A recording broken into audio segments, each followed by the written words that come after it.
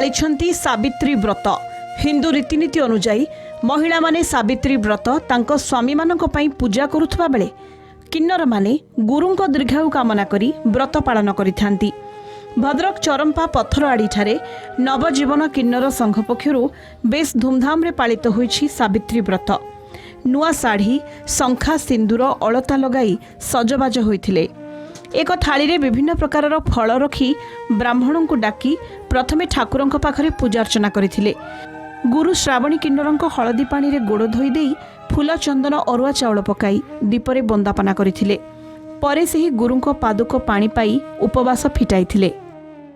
कौनसी पुरुष गोटे किन्नर माननको निजर स्त्री बोली ग्रहण करि न थाए समाज आगरे कि कौनसी लोक आगरे कहि न थाए मो स्त्री बोली। सेति पय किन्नर परंपरा अछि जते बेले आसंती बाहर को आसंती निज गुरु मथार सिंदूर देई कि आमको सदवा बेश सजई थांती, आमको शंका सिंदूर देई सदवा बेश सजई थांती। आज गुरुंक पय हम दीर्घायु कामना करी पूजा करिछु।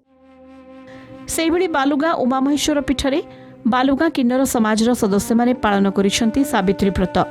एमाने साधारण महिलांक भली सकाळु स्नान सारी नूतन वस्त्र परिधान सह मुंडरे सिंदूर और हातरे शंखा पिंधिथिले। विभिन्न प्रकार फलमूल सहित मंदिर को आसी पूजार्चना करथिले। हिंदू समाज रे नारी तो स्वामी पे पालन करे, किंतु आमर तो समाज रे स्वामी बोले आम गुरु जी कि आम बापा माँ सब किछि। तापरे स्वामी तो तांको पाखरे थाउ कि न थाउ सी तांको स्वामी पे दीर्घ कामना करंती। आमे ओषा करूछु आम गुरुंकर दीर्घ कामना पाई। आमे भी सकाळ 5टारे उठिलु, गाधेइलु, हळदी जेमति लगेइलु, स्त्री माने जेमति पादरे अलता लगेइलु, जेमति स्त्री माने सब नुआ साड़ी पिंधंती नुआ साड़ी पिंधिलु।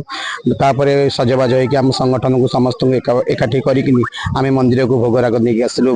भोग भी आनिलु, भोग कलु। भोग कला पर आम गुरु को वीडियो कॉल रे कथाबार्ता हैला परे मुंडिया मारला परे आमे प्रसाद भी बर्तमान सारिबा घर को जीवु। बर्तमान में सावित्री व्रत कले स्वामी मान को केमिति भल पाती से शिखंतु। आम जो गोटे किन्नर है कि करूँ सावित्री व्रत आम गुरु मान ताले गोटे स्त्री लोक कहीं न करेंगे। अनेक स्त्री लोक अच्छा बहुत केयरलेस दिखती किंतु करने कथा नहीं। सावित्री व्रत कले निज स्वामी मंगल भाई सहित परिवार भी मंगल हुए।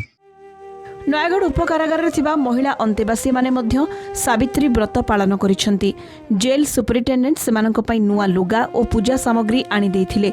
10 जण महिला अंतेवासी निकटस्थ मंदिर को जाई पूजार्चना करथिले। जेल रे थिबा स्वामींक पाद छुई आशीर्वाद नैथिले। पुरुष कैदींक स्त्री माने आसी मध्य स्वामी को पूजा करथिले। महिला कैदी माने किभली समाजर मुख्य स्रोत को फेरी आसिबे सेथिपई जेल रे एभली व्यवस्था करा जायथिला। 10 वर्ष रही स्वामी भाई सावित्री व्रत करुच्ची। आम सुपरटेंडेंट सारे शंखा सिंदूर शाढ़ी फल नड़िया कदली देते। आम हनुमान मंदिर रे पूजा कर स्वामी मानकर दीर्घायु कामना आम ये व्रत पालन करूँ।